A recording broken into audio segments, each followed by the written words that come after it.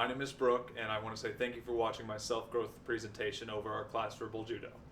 To start, I'm going to go over a couple of different videos that we've made over this course and see what I could have done better or what went well in those videos. For starters, I'm going to go over our persuasion scene, which was an upset customer dealing with a return without a receipt. We went through that presentation and went very well. We followed the steps of conflict resolution. We reached a favorable outcome, and I was able to maintain control through that presentation. Something that could have done better though through it is that the customer, through the tone, didn't seem incredibly satisfied. So we might have been able to find a more worthwhile solution to that problem. The second one we did was the active listener. For that scenario, we had a coworker having issues with another coworker creeping on him a little bit. What went well was we listened intently and paraphrased in order to show that we were trying to maintain communication and active listening. And what could have gone better though was at the end of it, the character decided to instantly act, which sort of gave the presentation of listening with the intent of action, which might not have been what the person wanted to begin with. What could have gone better with that is they could have asked what they wanted to do in order to continue on and make sure that everyone was happy in the situation. And then for my midterm video, we were dealing with an aggressor at a bar.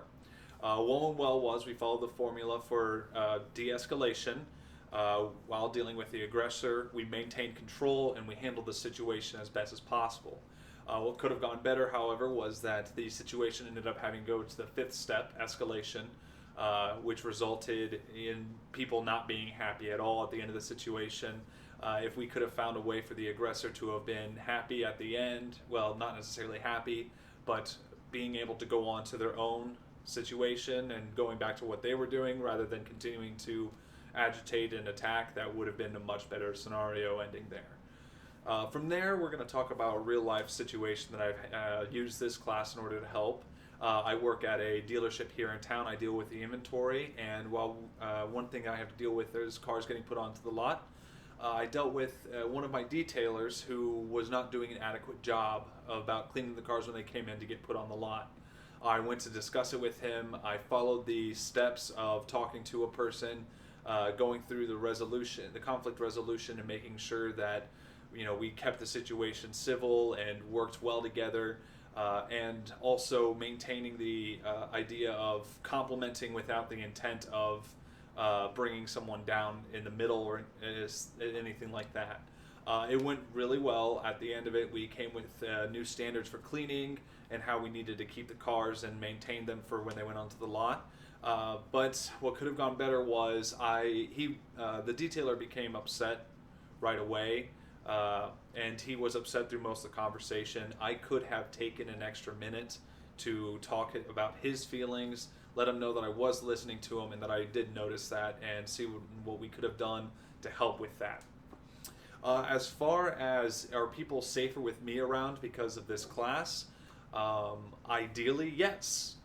But that's a really hard thing to say. These situations can become incredibly aggressive very quickly, and it's not always something that you need to put yourself into. You really need to pick and choose your battles. But we do have tactics now for de-escalation, situational awareness, and being aware of being aware of what could happen at any point, which falls into situational awareness a little bit. But there's very many different techniques that we've learned that will allow us to maintain and keep control of a situation in which we might not have been able to previously.